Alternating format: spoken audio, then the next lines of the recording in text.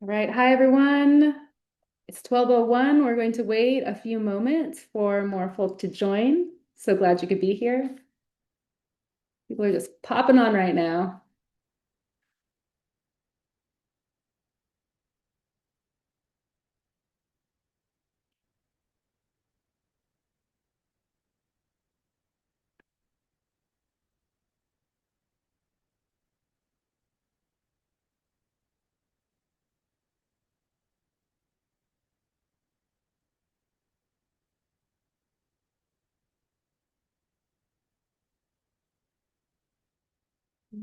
Okay, I can start with a little introduction.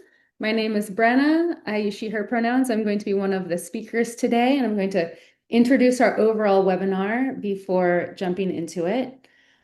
This webinar series is the second. This is the second of three, and it's put on by the North Pacific Northwest Forest Climate Alliance, which is a regional network of organizations and individuals who are really focused at the intersection of forest policy and climate change. And we're coming to you all, friends and neighbors of the Forest Climate Alliance, to talk about what's going on with the federal government and how that impacts the work that we all do and are interested in. Um, at the end, we will have time for questions and we'll have some action items that we'll talk about. But before we get there, we've got a lot of information. It's not great. It's a little sad. We've got some sad information for you all, but we feel like knowledge is power, and the more we share, the better we'll be together. So I'm going to start off, then I'll be passing it over to Grace Brailer from Cascadia Wildlands, and then we'll bring in Lauren to tee up a little bit about the roadless rule, which will be a focus of the next webinar. And I'm going to start by talking about a suite of executive actions that really affect us. So, slight more, let's see, we've got slides. Go into my formal presentation mode. And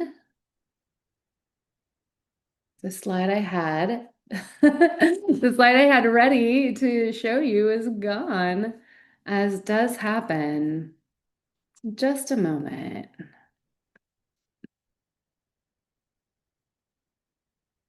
Okay. Can you see my slides? For some reason, I can't. Oh, here we go. Yep. There we go.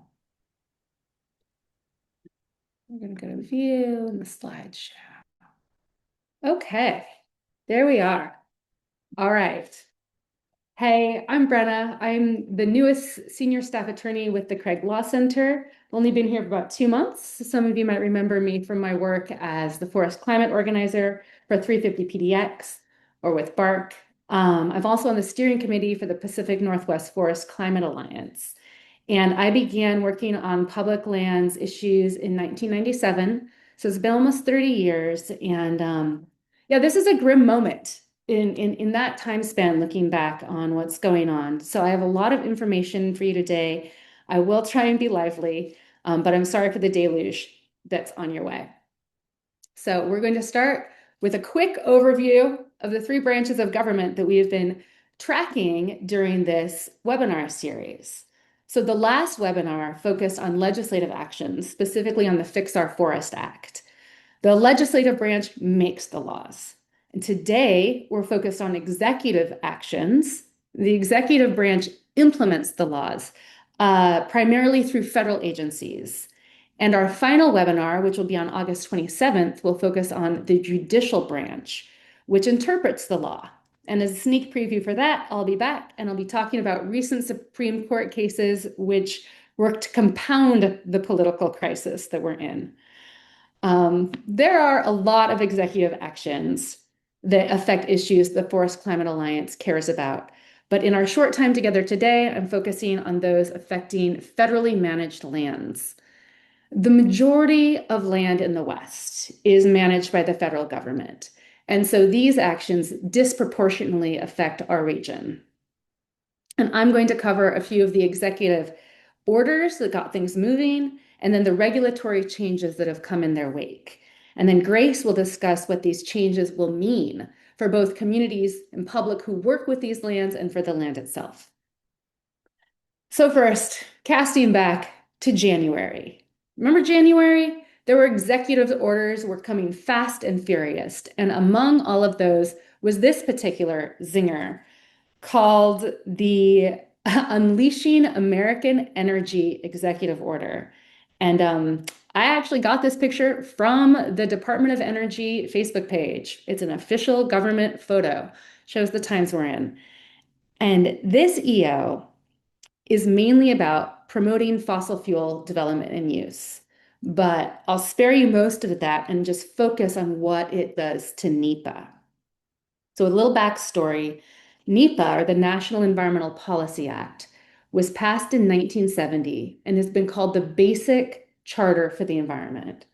What NEPA does, it does not itself require specific actions to protect the environment, but what it does require is that the government evaluate and disclose the impacts of major federal actions and ensure that the public can comment on these actions before a decision is made.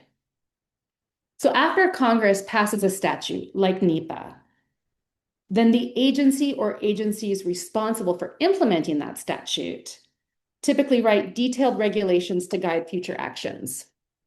So the Council on Environmental Quality, or the CEQ, is the federal agency that administers NEPA. And in 1977, President Carter issued an executive order directing the CEQ to write regulations to apply to all federal government agencies, instructing them on how to implement NEPA. So that's been around for a long time. And importantly, the Unleashing American Energy Executive Order revoked this Carter era executive order and directed the CEQ to rescind those government-wide NEPA regulations and direct each federal department to prepare its own new set of regulations to guide NEPA implementation. This is a really big change. So previous NEPA regulations applied to over 80 federal agencies. And this led to like some degree of consistency across the federal government in implementing NEPA analysis.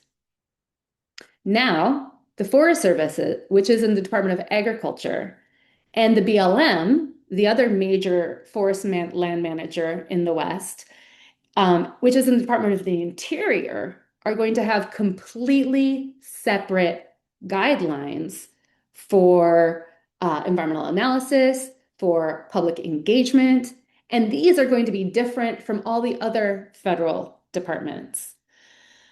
So we're in this time where each federal department is issuing its own set of interim final regulations, which all became effective immediately and bypassed important procedures for public notice and comment, which usually accompany major rule changes. And they decided, from the grace of their hearts, to allow for a voluntary 30-day public comment period.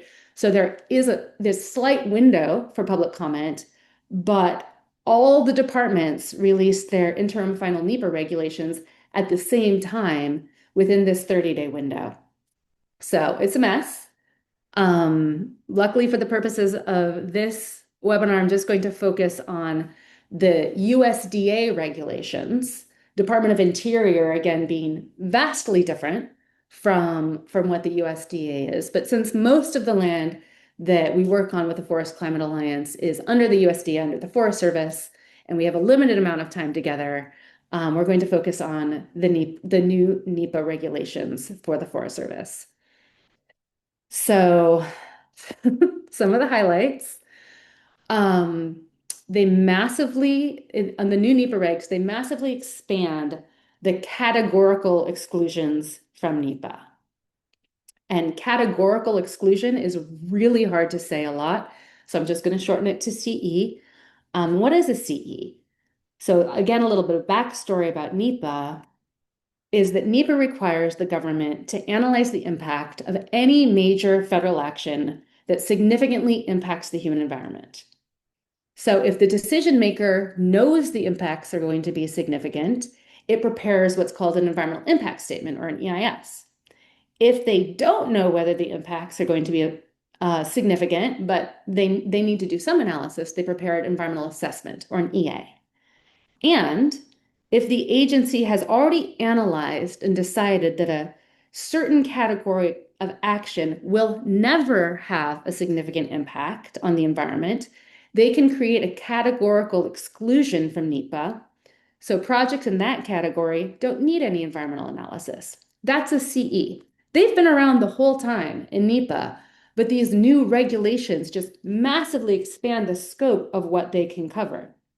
So prior to these new regulations, most projects that are at the scale of things like a timber sale on a local forest got analyzed in an environmental assessment or an EA.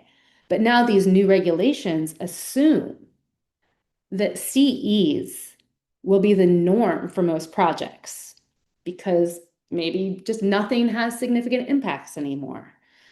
So we're going to see an expansion of those, but there are still a few limitations. The first limitation is that the agency must show that the category they are relying on is applicable for the project that they are proposing. Because remember, there are certain categories of things that have already been explored and determined to never have a significant impact.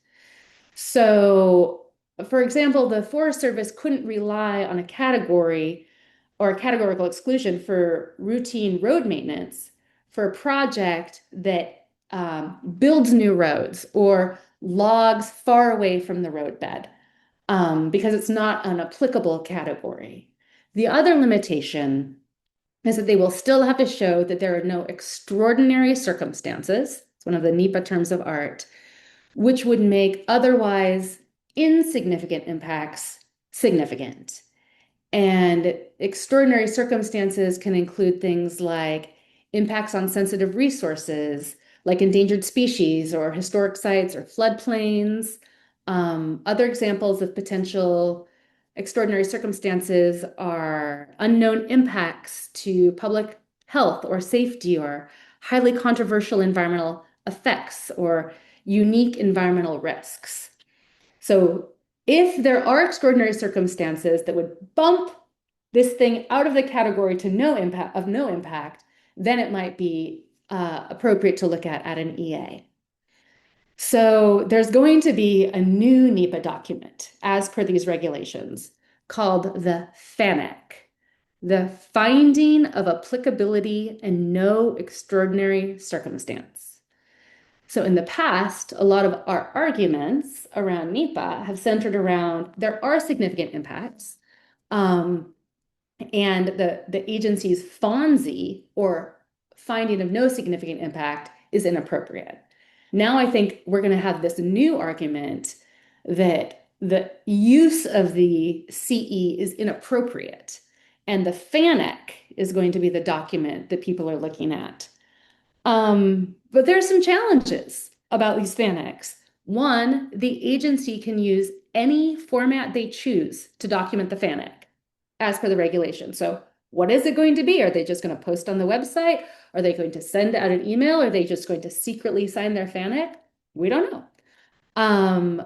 Another issue is that there's no public comment required for the FANAC and maybe no public notice required. Another challenge with it is that immediately after the FANAC is signed, implementation of the project can begin immediately.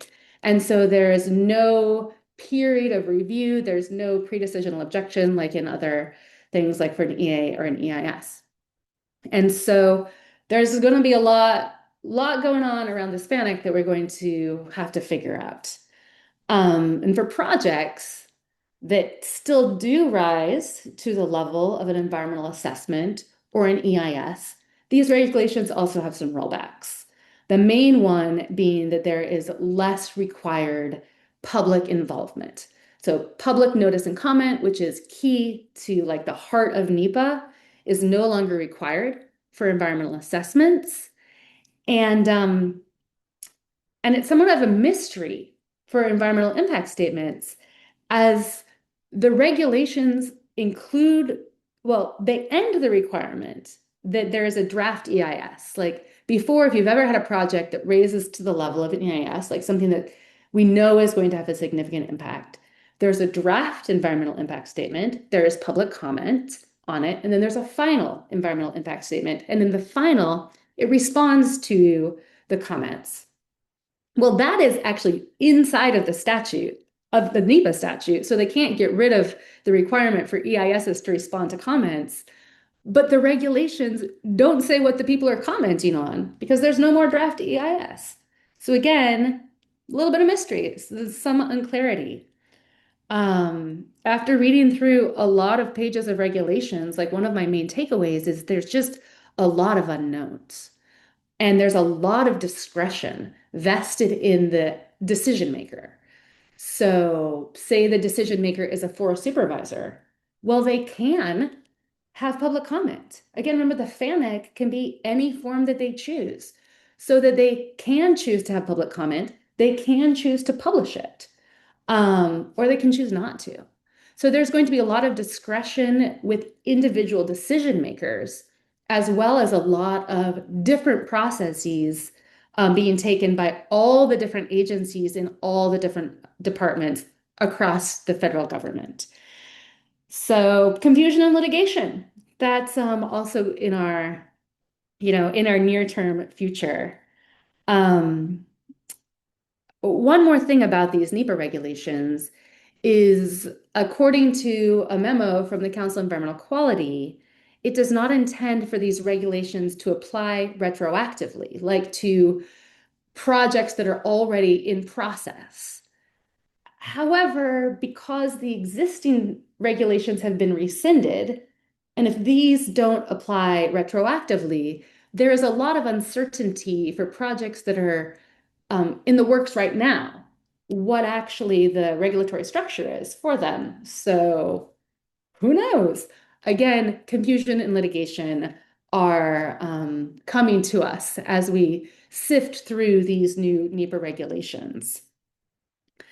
So that's a little fast and furious about NEPA.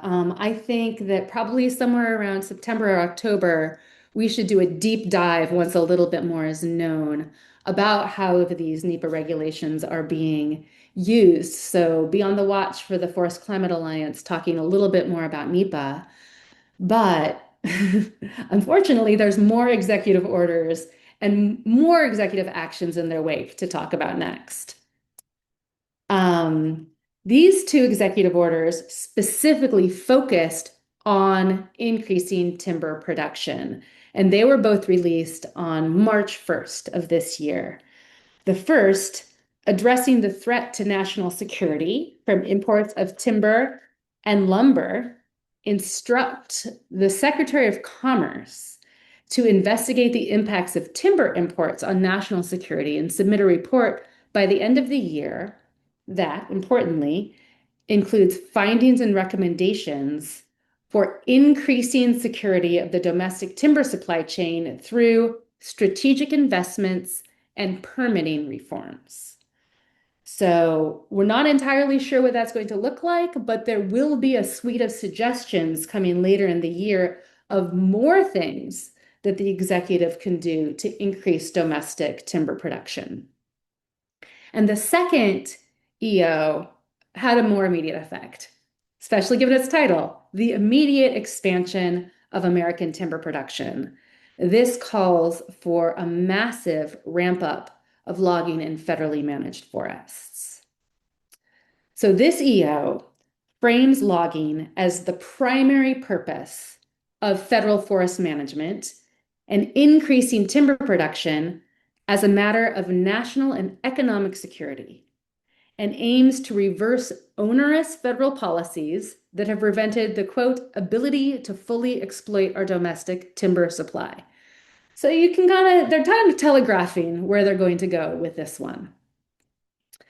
So this EO directs agencies to eliminate any existing policy, regulations, settlements, guidance, etc., that creates an undue burden on logging in federal forests, and also encourages them to set deadlines for the agencies to develop strategies to streamline NEPA analysis and expedite review under the Endangered Species Act of Forest Service and BLM forest management projects.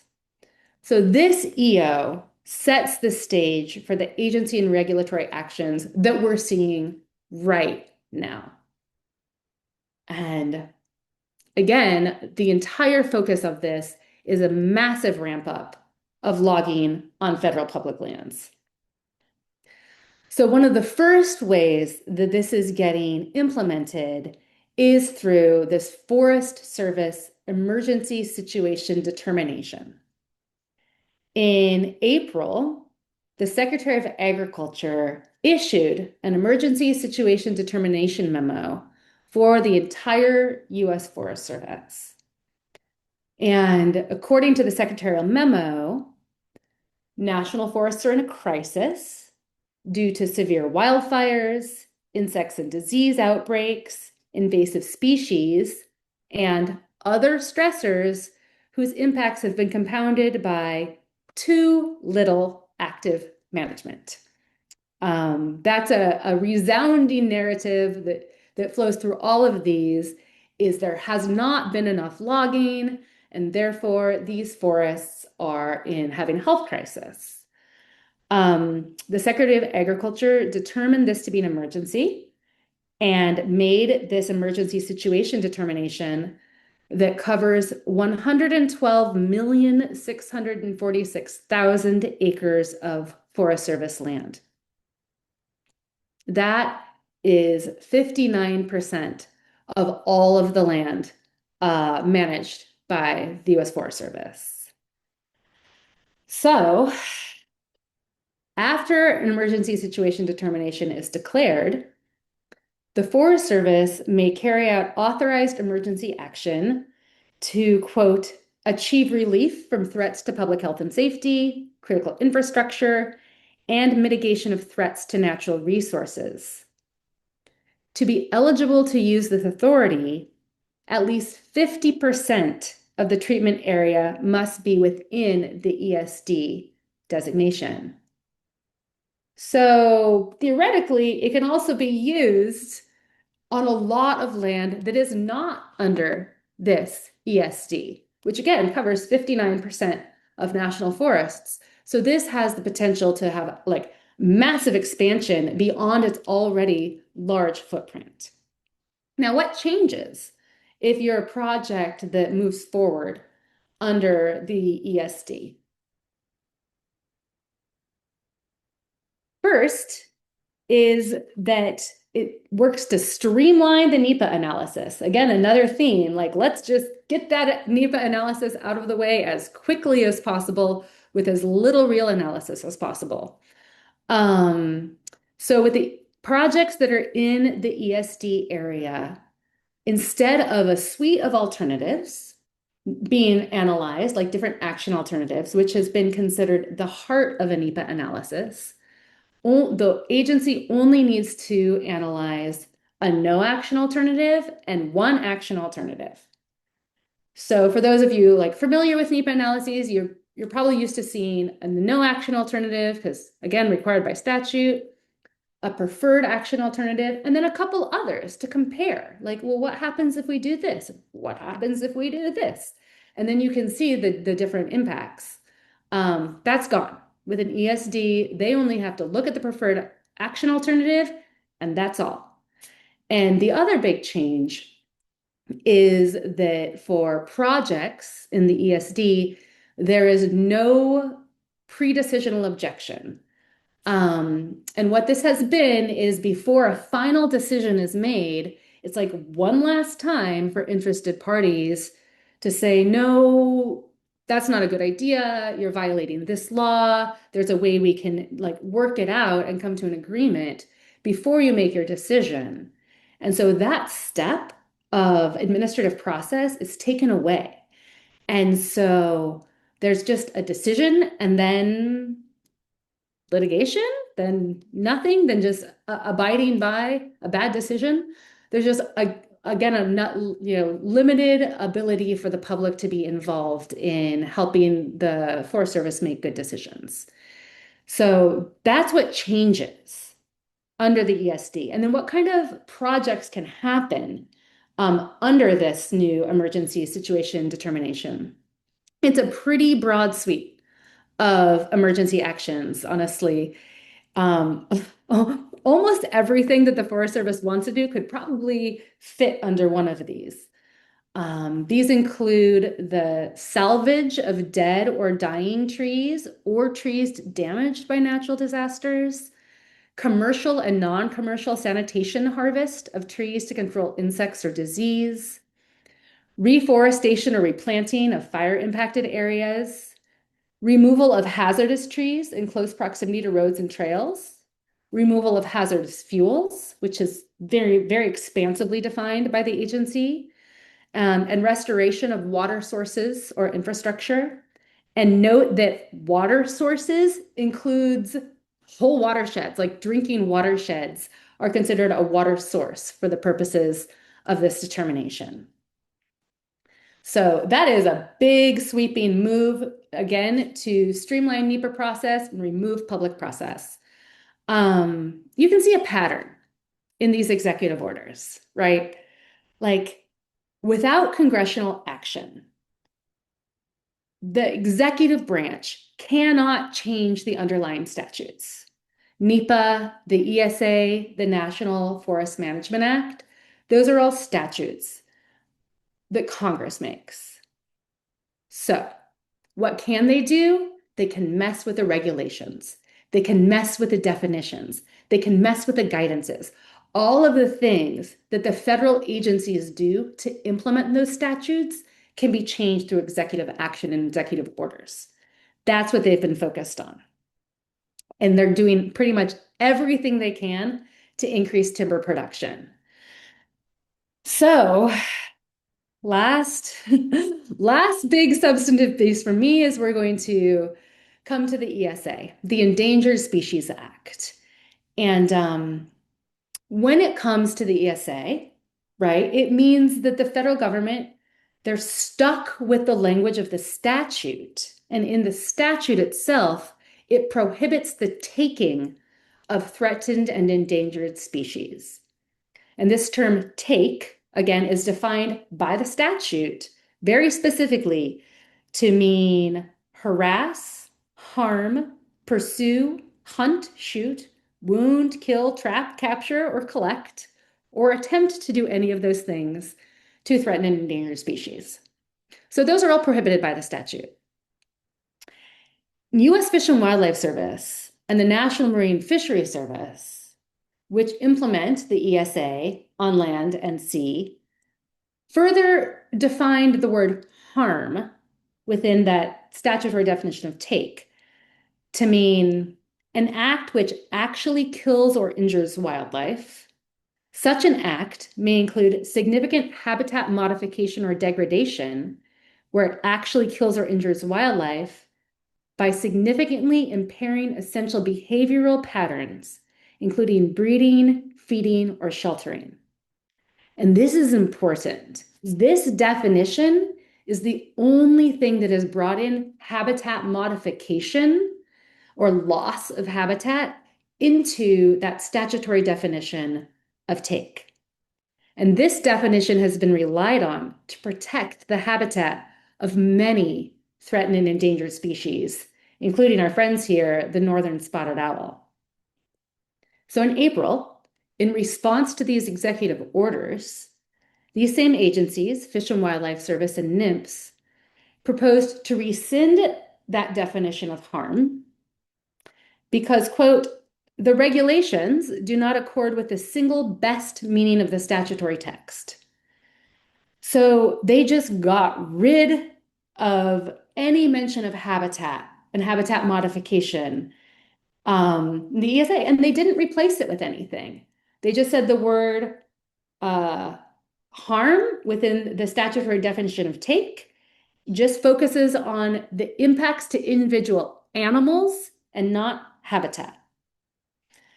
So while this doesn't necessarily mean that all future habitat loss will not be considered harm by the consulting agencies who make that determination, there is a much less clear path to this finding. And agencies could conceivably say, like, sure, like you can cut down the habitat of the species so long as it's not shown that you are harming an individual animal. Like, oh, there were no owls found in that forest. Well, then you can just log the forest because you're not harming an actual animal. This could be really bad for a lot of our threatened and endangered species friends. So it's just a way that the executive branch is looking into this world of regulations, of definitions, of guidances, and seeing what leverage they have to change things. Again, without dealing with the statutes themselves. Um, to really make things harder for people who care about the land, who care about communities, who care about the wildlife that we share this with. So, whew, that was a lot. I even went a little fast to try and fit it all in. Apologies for all that heavy news. We will talk a little bit at the end about actions, and I just want to remind you all before handing this off to Grace that like we're all in this together. Like one of the amazing things about the Forest Climate Alliance is it's a coming together of people and resources across the entire region who are looking at this and who care about this. And that this will get more important than ever, that we really like tend our ecosystem of strategic action to respond to the executive actions, as well as the legislative and judicial ones that we'll be talking about in the very near future. And I look forward to continuing this conversation with you both at the end of this webinar and then again in August when we talk about the judicial actions. With that, I'll stop my share and pass it on to you, Grace. Thanks so much, Brenna. Wow, covered a lot. And thank you for setting the stage and yeah, digging into what is an admittedly complex process that hopefully we can continue to shed light on together. I am Grace Brailer. I'm the Wildlands Director with Cascadia Wildlands. We are a grassroots environmental nonprofit envisioning vast old growth forests, rivers full of wild salmon, wolves howling in the backcountry, a stable climate, and vibrant communities sustained by the unique landscapes of the Cascadia bioregion. So to do that, we use citizen science, policy advocacy, and litigation to achieve our conservation goals. So we identify threats to these unique landscapes by tracking projects proposed on public lands by the Forest Service or the Bureau of Land Management, visiting them to collect field data and assess current conditions, and then comparing that to what the agency is describing in their NEPA documents, providing that information to the agency, mainly during those public comment periods that Brenna talked about at length and that we are familiar with, and then working to improve those projects as they are developed. So obviously, the many changes to NEPA and all of these other forest management directions that are coming from the Trump administration have far-reaching effects on our forests, on our communities, and how we work to protect them. So as Brenna said, I'm going to try to speak to what this actually means for us, with the huge caveat that we are all still very much learning and time will tell. And while I also don't want to be completely discouraging, I don't want to sugarcoat things. I think that I agree with Brenna's point that if we are all informed, we can be better advocates. So obviously at a time when the dire effects of the climate crisis are ramping up in every corner of the United States, in our region, and across the globe, the Trump administration is now taking drastic steps to erode the environmental review process fundamental to NEPA, that bedrock environmental law that has helped safeguard public lands for decades now. Forest ecosystems found across the vast national forest network and on Bureau of Land Management lands are places that human communities rely on and care so deeply about. The forests on public lands contain some of our last remaining mature and old growth ecosystems. They are ancestral tribal homelands containing historic hunting and fishing grounds, first foods, and ceremonial and cultural sites. These places, if left intact and managed responsibly, can help mitigate the worst impacts of the climate crisis through carbon sequestration, storage capacity, that matched by the Amazon rainforest in our particular region. So limiting aggressive logging and destructive road building, especially in mature and old growth forests, helps ensure these forests can continue to support community resilience, say in the form of high quality drinking water, filtration, fishing opportunities that come from stream protections, upholding tribal sovereignty, lands, and way of life, um, supporting accessible recreation opportunities that support mental and physical well-being, providing refuge from extreme climate events such as heat waves, or diverse sustainable economic opportunities outside of just timber production. Ongoing ecological and natural history education, artistic pursuits, the list really goes on. I know that I'm preaching to the choir. But these are among the many widely shared public values that the Trump administration wants agencies to minimize or ignore in this project planning process, instead prioritizing unsustainable timber extraction over seemingly everything else. So while a lot remains very uncertain and is changing quickly, we know that the underlying goals of the Trump administration, as Brenna covered in more detail, given the full suite of these directives that are coming out, get out the cut at all cost. So I'm going to speak mainly to the new regulations published by the Forest Service because those are available to us now. Um, many of these changes that we are seeing articulated in the new regulations, they will heavily skew the balance between productivity, and yield of resources and environmental concerns that has been more or less more of a goal previously, more towards maximization of resource development. So we can reasonably expect to see much more logging for timber production and an expansion of what is an already vast road network to meet those production targets that are being pushed by the Trump administration.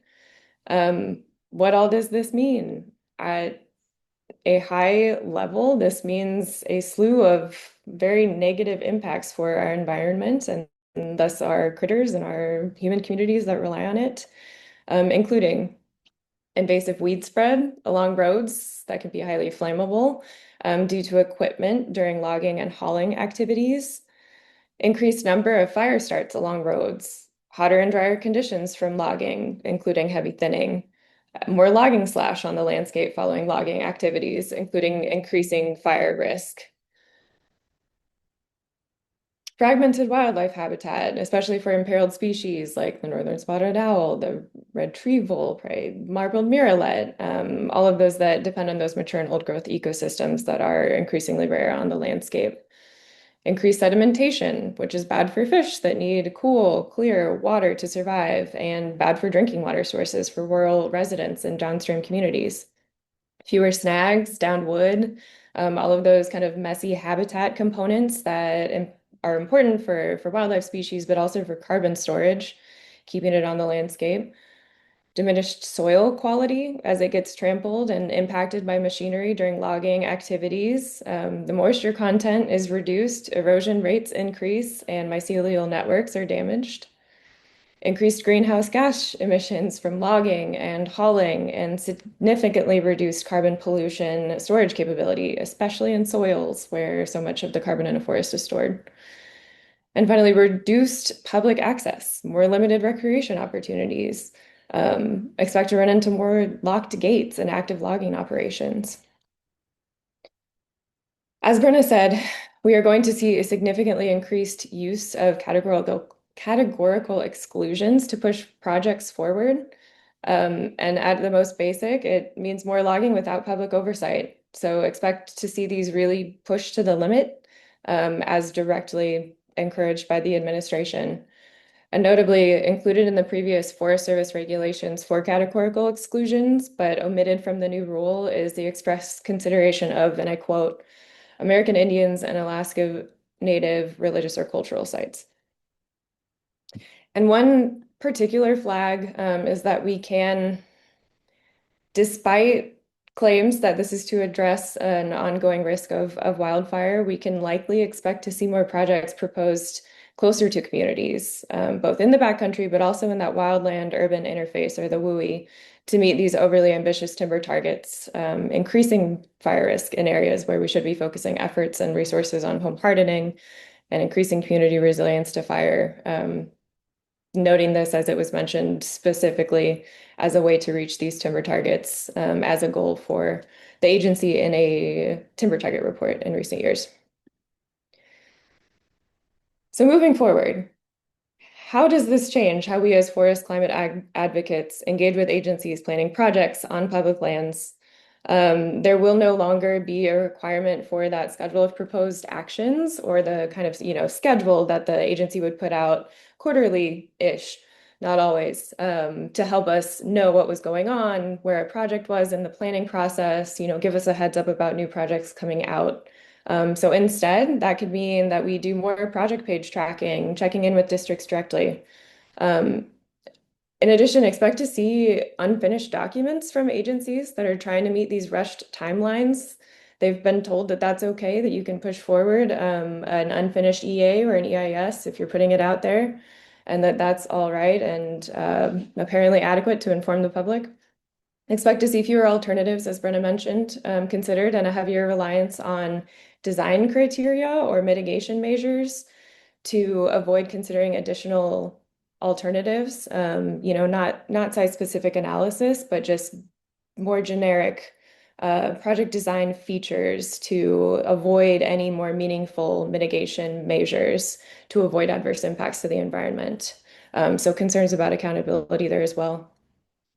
And notably, the new regulations leave some confusion around that pre-decisional objection process that has been an opportunity to, have one final shot to push back at a project with the Forest Service. It's still there. We've seen minor success utilizing this process, but obviously at that stage and when you're only being given the opportunity to look at final documents, the project is fully baked. It's really not likely to change much or at all at that stage. And it's been indicated that they're planning to revise that process as too. So again, more to learn and more to come. And I would say expect inadequate wildlife impacts monitoring, surveying, maybe even more caginess about those Endangered Species Act consultation documents that we've seen with agencies already. Maybe that's something also worth digging into a little bit deeper when we have more time and have seen how things played out. So we can continue to use some of our existing tools, including field checking and litigating these bad timber sales. I do just think it'll be done in a different way and along a very different timeline. So bear with me. I tried to categorize this in a very cheesy and imperfect way, but my suggestion is that we continue to be nimble, nice or nosy, and noisy. So why nimble? We have to be ready to respond to projects when we see them. This is going to be, deploying field checking or ground truthing efforts on a moment's notice or a quicker turnaround than we're used to without that kind of lead time from the agency. Submitting comments more quickly when we have the opportunity to do so. Again, those are few and far between now, but submitting comments along the way and doing what we can to still get good science and observations from field data collection in front of the agency, so that if a project is litigated, that could potentially be compelling to a court. So different again, but being ready to scrutinizing these documents on a short turnaround, or what is included in them. I will say that this will clearly preclude our ability to influence these projects as we're developed, which has been a goal. This will mean more litigation. It's time consuming, expensive, can be hard to access. It is exclusive by nature. So contribute, get trained up in field checking with our organization, with others that engage in this kind of watchdogging effort across the region or close to you.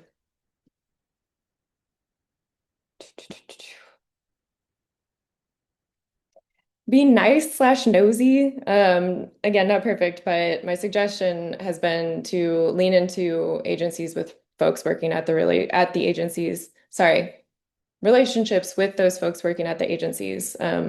Absolutely not true across the board, but oftentimes folks working in the field or in local offices care about conservation and wildlife values, have put in some time and effort into building relationships with local communities and stakeholders, and don't feel good about these efforts to get out the cut or shut the public out.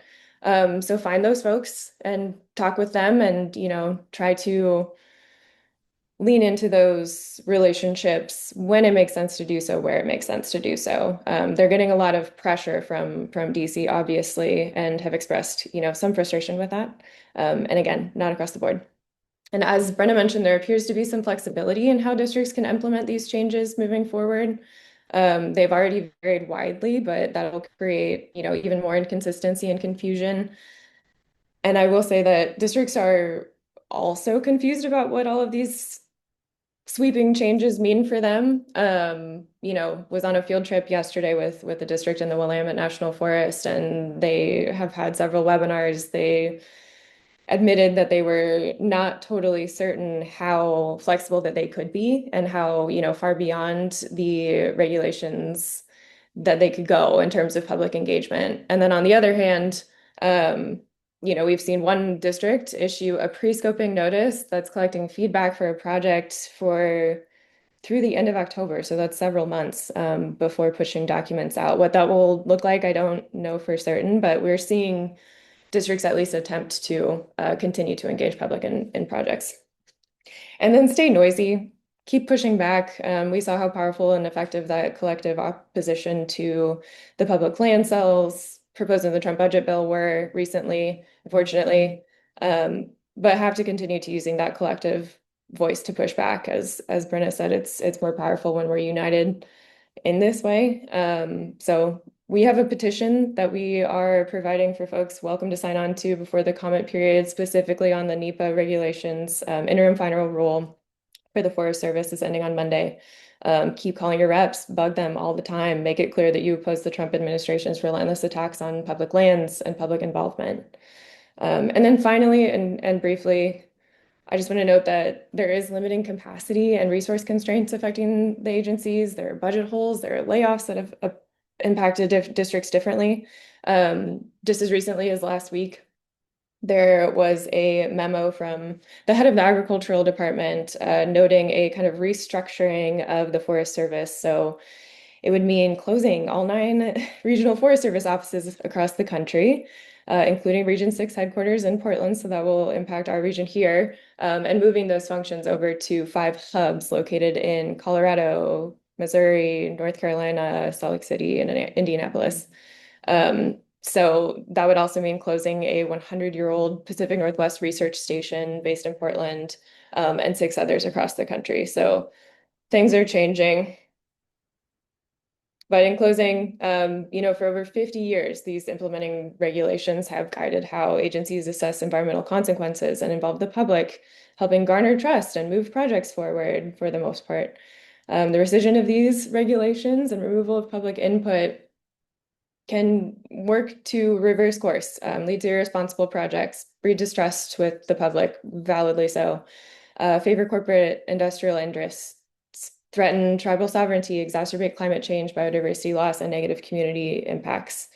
It could lead to, reduced accountability, fewer safeguards for inadequacy of agencies, NEPA analysis as they're planning projects, and far more discretion in how to initiate and implement these proposed actions.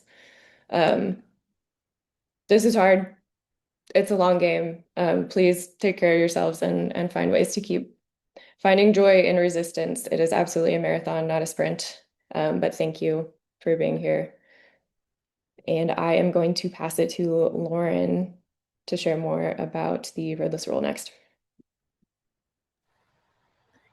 Thank you so much, Grace. And huge thank you to Brenna and Grace for wading through that massive amount of information, depressing information that we've had to contend with over the last several months. It's been a whirlwind to keep up with everything.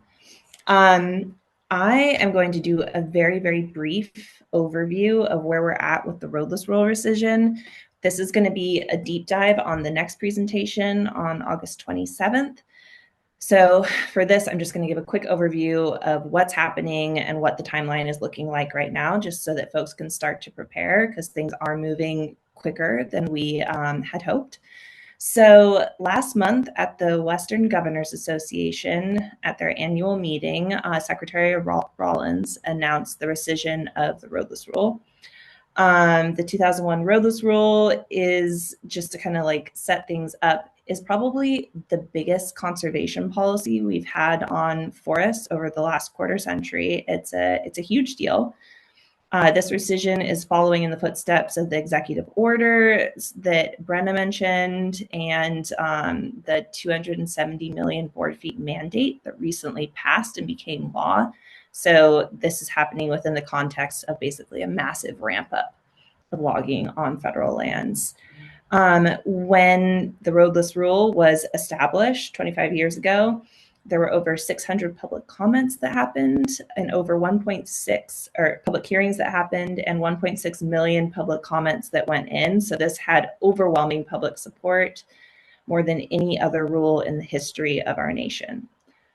In terms of timing, our latest intel from the Forest Service is that we expect a notice of intent this month or next month. It's sounding like it's slipping to September, but that isn't entirely sure yet, so it could happen sooner. It's good to be ready no matter what they throw at us. We're hearing it's going to be only about 14 days, so it's going to be an incredibly fast turnaround to get public comments in for this notice of intent. And it's very possible, given everything that's happening right now with the NEPA regulations, that this could be our only comment period.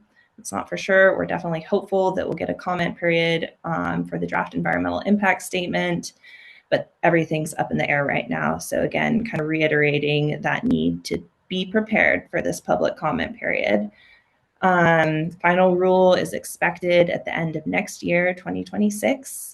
There is a huge need for public education on what the roadless rule is and why it's important. Again, it's been a long time since this rule was established, and not everyone remembers why this rule is so incredibly important for protecting our wildlands and wild spaces. Our roadless areas really are wilderness quality areas that are deserving of protection, and we need to keep them as safe as we possibly can. I think that's as in-depth as I'm going to go on the roadless rule right now.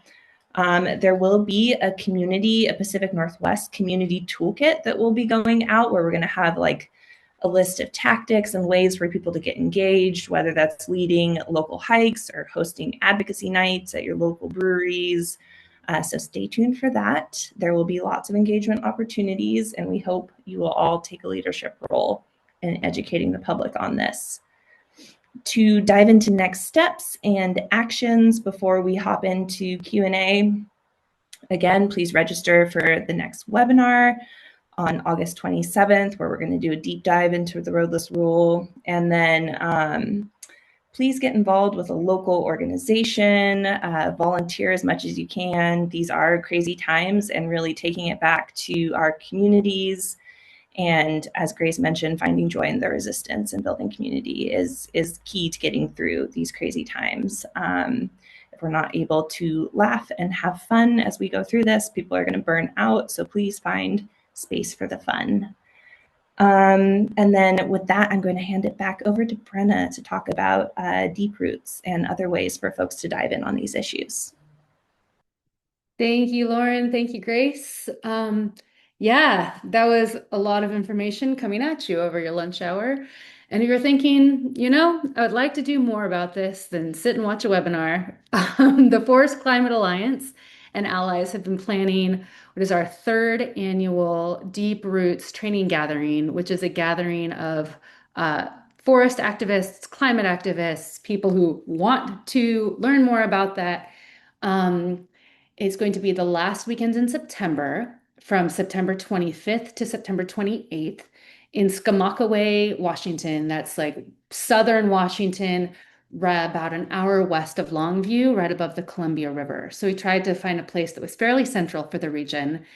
And we'll be training a lot about more of this, more about like how the legal lens has changed, what to do in building community organizing, what to do in the woods, and how to meet people that are also interested in this. So There's a wide variety of trainings, and honestly, it's just a great time to come be together because as we've all mentioned, like all of this is better together, right? Like, yes, now we're all sitting looking at our computers and each other's faces, but like the magic that happens and what like keeps us in this over the long haul is our connection with the places and connection with the people. And so Deep Roots is an opportunity to do both, to get together with a lot of people who have similar passions in beautiful places and really talk about what it looks like to be alive in these times together and trying to hold the government's feet to the fire. So with that, I know we're right at the official time. We're all able to stay on a little bit longer for questions. I will say thanks people who put it in the Q&A. I forgot to actually say what a FANEC was. It's a finding of applicability and no extraordinary circumstances. So remember that two-part test. One, is there an applicable CE? And two, are there no extraordinary circumstances? That's your FANEC. Sorry, I forgot to actually describe what the acronym stood for. But if there's any other questions, I think with this webinar format, you just post them in and then we answer. To Grace, Lauren, you want to come on back and we can see this. Oh, it looks like there's a NEPA action page that the Sierra Club has. Um, Carol, could you put the link in there? And then I think Leah can get it back out to everyone. The webinar format is a little challenging for us to work with. But if you put your question in, It then is a little wonky. I think it's at the end of this, that short link to oh, sc.org/protect NEPA. So there folks it is. there, yeah.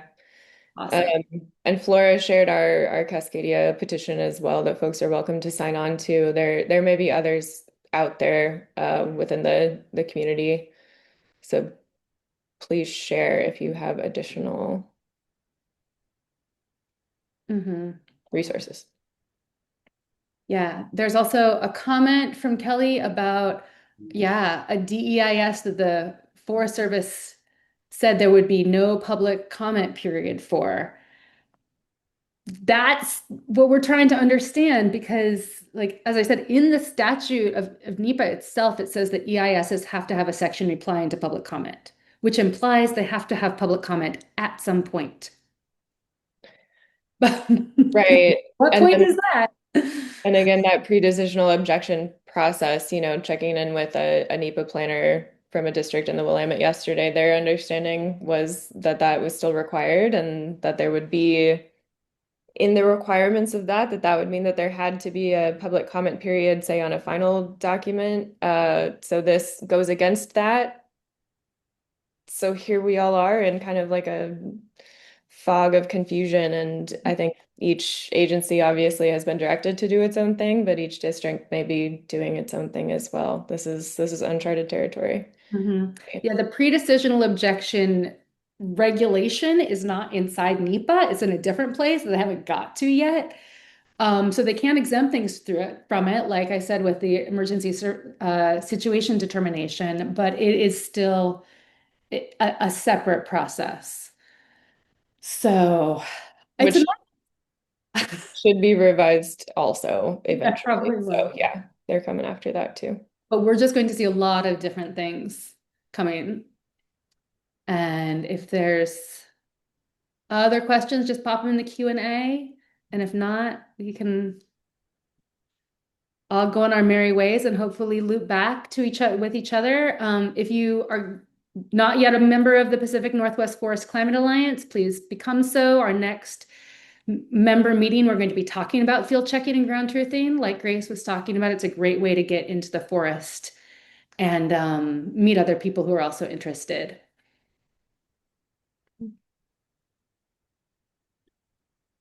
All right. Thanks everyone for coming.